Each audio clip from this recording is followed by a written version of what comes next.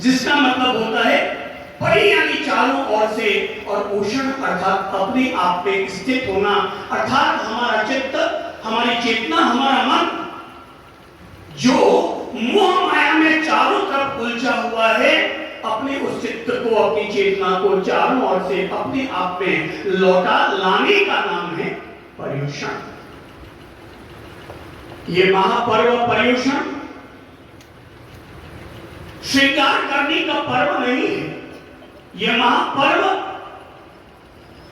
सजाने का पर्व नहीं है, बल्कि यह महापर्व तप और त्याग की चुनरी ओढ़ने का पर्व है। कौन सी चुनरी? यह महापर्व पर्युषण तप और त्याग की चुनरी को ओढ़ लेने का पर्व है। यह पर्व पांव में नए जूते और चप्पल पहनने के लिए नहीं है, बल्कि जूते और चप्पल उतारकर और नंगे पांव चलते हुए छोटे से छोटे जीव के अहिंसा पालन का पर्व है। ये पर्युषण महापर्व दिन भर छप्पन भोग खाने के लिए नहीं है, बल्कि जिससे जितना संभव होता है वो हर व्यक्ति अपनी ओर से तप और त्याग का अनुष्ठान करते हुए और अपने आप को संयमित, अपने आप पर अंकुश लगाने का पवित्र उपक्रम करता है। ये पर्युषण हमें राग से विराग की ओर ले जाता है। कहां ले जाता है? सब बोले कहां ले जाता है? हाथ ऊपर करके बोलो, कहां से? राग से विराग की ओर। पर्युषण पर्व हमें राग से विराग की ओर ले जाता है, अंधकार से प्रकाश की ओर ले जाता है। यह हमें असत्य से सत्य की ओर ले जाता है, यह हमें अधर्म से धर्म की ओर ले जाता है, यह हमें आत्मा से परमात्मा की ओर ले जाता है, यह हमें जीव से शिव की ओर ले जाता है। ये महापर्व हमें इस बात के लिए प्रेरित करता है कि अगर आपसे इस पर्युषण पर्व के 8 दिनों के दौरान जितने भी आप पवित्र कार्य कर सकते हैं अवश्य कर लें, क्योंकि ये 8 दिन हमारे आने वाले पूरे वर्ष भर के लिए फिक्स डिपॉजिट का काम करेगा। और जैसे फिक्स डिपॉजिट एक बार आप अपनी कमाई को और धन को कर दो तो साल भर उससे ब्याज खाओ। तो 8 दिन अगर किसी भी व्यक्ति ने पूरी श्रद्धा और आराधना के साथ अगर धर्म आराधना की है तो ये समझ लो उसने आने वाले पूरे वर्ष भर के लिए फिक्स डिपॉजिट कर डाला है। और एक बार अगर आदमी ने अपने सही ढंग से फिक्स डिपॉजिट कर डाला तो फिर मैं कहूंगा आपने ऐसा करके अपनी LIC पक्की कर ली है, लाइफ इंश्योरेंस आपने तय कर लिया है, ये जीवन भी आपके लिए स्वर्ग है। और अगर कभी पार्थिव शरीर छूट गया तो आने वाले कल में भी हमारे लिए स्वर्ग है। आने वाले कल को स्वर्ग उन्हीं को मिलता है जिनका वर्तमान जीवन स्वर्ग होता है। जो आज अपने जीवन को नरक बनाकर जीता है वो आदमी मरने के बाद भी नरक जाता है।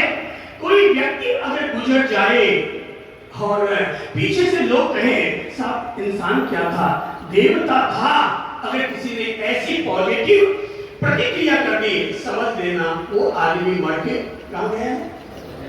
जोर से बोलिए, स्वर्ग में। पर अगर किसी के जाने के बाद पीछे से लोग अगर कहते हुए मिले चलो गयो छाती कूटो खत्म हुई, वो आदमी कहां गया मर के? नरक में। दुनिया में 4 किस्म के लोग होते हैं। कुछ लोग होते हैं जिन्हें मैं कहूंगा सदैया, कुछ लोग होते हैं जिन्हें मैं कहूंगा कदैया, तीसरी किस्म के लोग होते हैं जिन्हें मैं कहूंगा भदैया, और चौथी किस्म के लोग होते हैं मरैया।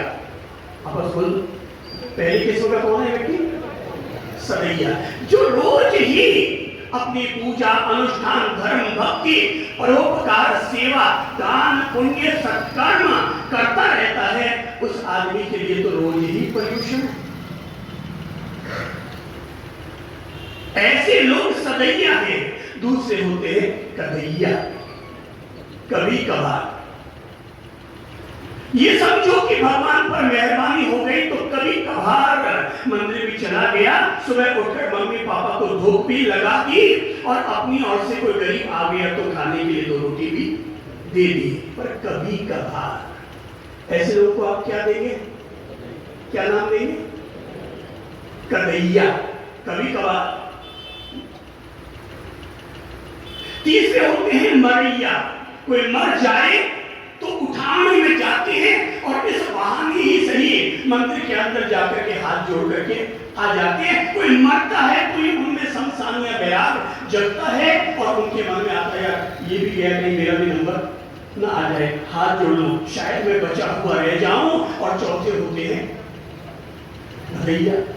सावन भादवा का महीना आता है तो मन में उमंग और तरंग जगती है, पर्युषण का महापर्व आया है, मैं साल भर कुछ और ना कर पाया तो कम से कम पर्युषण के इन 8 दिनों में तो मैं अपनी ओर से जितना जप तप अनुष्ठान भक्ति दानशील तप और भाव का अनुपालन कर सकूं, मैं उतना अधिक से अधिक अपने जीवन में अनुपालन करूं। पर्युषण पर्व प्रेरित कर रहा है आप सब लोगों को। मैं अपनी तरफ से आप सब लोगों को इस बात की प्रेरणा दूंगा, पर्युषण पर्व में पुण्य का पथ का अनुगमन हो सके तो अच्छी बात है, और अगर न भी हो पाए तो कम से कम पाप पथ का अनुगमन तो हम क्या भाई, किसी मरते हुए जीव को अगर अभय दान और जीवन दान दे सको तो अच्छी बात है, पर कम से कम हमारे हाथों या पांव से तो कोई भी चीज ना मर जाए, ये जागरूकता को हमारे लिए अनिवार्य रूप से स्वीकार्य है। अगर आप पर्युषण पर्व के दौरान उपवास, अगर आप पर्युषण पर्व के दौरान उपवास कर सके तो श्रेष्ठ है, पर उपवास न भी कर पाए तो कम से कम किसी दूसरे का उपहास तो न ही करें। उपवास कर सके तो श्रेष्ठ है, पर उपहास तो न करें। मंदिर जा सके तो अच्छी बात है, पर अगर मंदिर न भी जा पाए तो कम से कम अपने अहंकार का प्रदर्शन तो न करें। मंदिर का दर्शन हो तो अच्छी बात है, पर मंदिर का दर्शन न हो तब भी कम से कम अपने अहंकार का प्रदर्शन तो न करें। गुरुजनों के पास जाकर उनका अगर वंदन हो सकता है तो जरूर कीजिए, पर अगर वंदन न हो पाए तो कम से कम उनकी निंदा या आलोचना तो न ही करें। अगर हमसे टाउन हॉल मैदान में आकर के प्रवचन का श्रवण हो सकता है तो जरूर करें। इंसान, हर कोई जीव इन 2 चीजों से ही बंधा है और इन 2 चीजों से ही जुदा है। हर समय हमारे भीतर राग द्वेष का क्रम चलता रहता है। आज जिसके प्रति राग है कल उसी के प्रति हमारे भीतर द्वेष पैदा हो जाता है। दुनिया में जो भी तलाक होता है कभी किसी पड़ोसन से नहीं होता, उसी से होता है जिसके प्रति हमारा राग अधिक होता है। दुनिया में दुश्मन सड़क चलता आदमी नहीं बनता, दुनिया में दुश्मन वही बनता है जो कभी हमारा बहुत करीबी आदमी रहा होता है। भगवान इसीलिए हमसे कहते हैं कि राग द्वेष से अपने आप को वैसे ही ऊपर निकालो जैसे कि कमल का फूल कीचड़ से हमेशा ऊपर की तरफ उठता है। कैसे उठाना है? कोई अगर हमारी तारीफ कर रहा है निष्प्रभावी बनो, कोई अगर हमारी आलोचना कर रहा है मैं कहूंगा निरपेक्ष रहो। कौन हमें अच्छा कह रहा है ये उसकी नीयत, कौन हमें बुरा कह रहा है ये उसकी प्रकृति। हमारे लिए तो धर्म का पथ यही है, हम दोनों से ही कमल के फूल की तरह हमेशा ऊपर खिले हुए रहें। जरा याद कीजिए, हाथ में एक मोमबत्ती पकड़िए, अंगुली लीजिए, मोमबत्ती लीजिए, अब मोमबत्ती को प्रज्वलित कीजिए। अब देखिए कि इसकी ज्योति कहां उठ रही है, कहां सबूत कहां जा रही है? ऊपर। क्यों? क्योंकि मोमबत्ती सीधी है। अब जरा एक काम कीजिए, मोमबत्ती को उल्टी कीजिए, अब देखिए कि ज्योति किधर जा रही है? वापस बोलिए जोर से, ऊपर। ये कितनी हमारे लिए इससे बढ़कर अध्यात्म की और कोई प्रेरणा नहीं हो सकती कि मोमबत्ती को चाहे सीधा करो चाहे उल्टा, पर उसकी ज्योति तो हमेशा ऊपर की तरफ ही उठती है। ऐसे ही हमें भी अपने जीवन में यही लक्ष्य रखना चाहिए कि सामने वाला हमारे साथ कैसा भी व्यवहार करे, हमारा प्रेजेंटेशन हमेशा ऊपर वाला होना चाहिए, हमेशा ऊपर वाला होना चाहिए। सामने वाला भले गिर रहा है, ये उसकी क्वालिटी है, और हम हमेशा ऊपर उठ रहे हैं, ये हमारी क्वालिटी है। सामने वाला एक गाली दे रहा है, वो गाली देने वाला भले हमारा पिता भी क्यों ना हो, पर अगर एक पिता भी गाली दे रहा है तो ये उसका खराब प्रेजेंटेशन है। पर गाली सुनकर भी अगर बेटा अंदर जाता है और आकर के कहता है पापा पापा लो शिकंजी पी लो, ये बेटे का प्रेजेंटेशन है। अपने आप को हमेशा मोमबत्ती की तरह बनाकर रखो कि कोई नीचे गिरे या ऊपर उठे। अपने भाव, अपने शब्द, अपने विचार, अपना व्यवहार हमेशा ऊपर की तरफ रहेगा। सभी लोगों को याद रखना चाहिए, अपने हाथ में ताला उठाइए, लेफ्ट हैंड उठाइए आगे, ताला पकड़िए, राइट हैंड में चाबी पकड़िए, ताले के अंदर डालिए। अब जरा मुझे ये सोचिए कि किस तरफ चाबी घुमाने से ताला बंद होता है और किस तरफ चाबी घुमाने से ताला खुलता है। थोड़ा एक बार ट्राई कर लीजिए, देख लीजिए, याद कर लीजिए, किस तरफ हमने घुमाया कि ताला बंद हुआ है? हाँ, आपने ठीक कहा, लेफ्ट में, अर्थात उल्टी दिशा की तरफ अगर हम चाबी घुमाएंगे तो ताला क्या होगा? गूंगे भी बोल लो, क्या होता है? ताला बंद। और अब क्या करो? चाबी को क्या करना है? अब हम सीधी दिशा की तरफ, राइट हैंड की तरफ हम घुमा रहे और ताला हमारा खुल रहा है। इतना सा ही है सार जीवन जीने का, जीने की कला का सार इतना सा ही है। अपनी चाबी को हमेशा सीधी तरफ घुमाओ, आपका ताला, विचार, व्यवहार, आचार, सबके तालों को हमेशा राइट हैंड की तरफ चलाओ, हमेशा ताले खुले हुए रहेंगे। और जब भी हम इनको उल्टी दिशा की तरफ बढ़ा देंगे, हमारे ताले, रिश्तों के ताले, स्वर्ग के ताले अपने आप ही हमारे बंद हो जाएंगे। ये महापर्व पर्युषण अपने अपने तालों में चाबी डालकर सीधी तरफ घुमाने की कला है। ये पर्युषण पर्व सीधी दिशा की तरफ ये घुमाने का एक उपक्रम है। मैं भी घुमाता हूं, आप भी घुमाओ। मैं भी हर वर्ष पर्युषण आता है और बड़ी श्रद्धा और निष्ठा के साथ पर्युषण पर्व को संपन्न करता हूं। पर्व उनका नहीं होता जिनके कैलेंडर में पर्व छपा होता है, पर्व उनका होता है जो श्रद्धा के साथ उसका आचरण करते हैं, आराधना करते हैं, साधना करते हैं। उनके लिए तो पर्युषण है, बाकी के लिए तो केवल कैलेंडर की तारीख है। जिनको अपनी साधना आराधना करनी होती है, वे कहते हैं आज पर्युषण पर्व लगा है, आज मैं उपवास करूंगा। फिर भावना भाते हैं, गुरुजनों का मैंने चातुर्मास करवाया है तो मैं 8 उपवास करूंगा।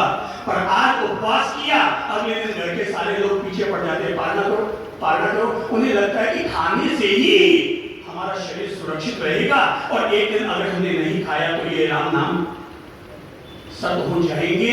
हम लोग जय जिनेन्द्र बोलो, आ से अरिहंत प्रभु का ध्यान करो, अ से अरिहंत प्रभु का ध्यान करो, आई से जीवन में और व्यापार में ईमानदारी रखो, और एन से अपने हर दिन की शुरुआत नवकार मंत्र से करो।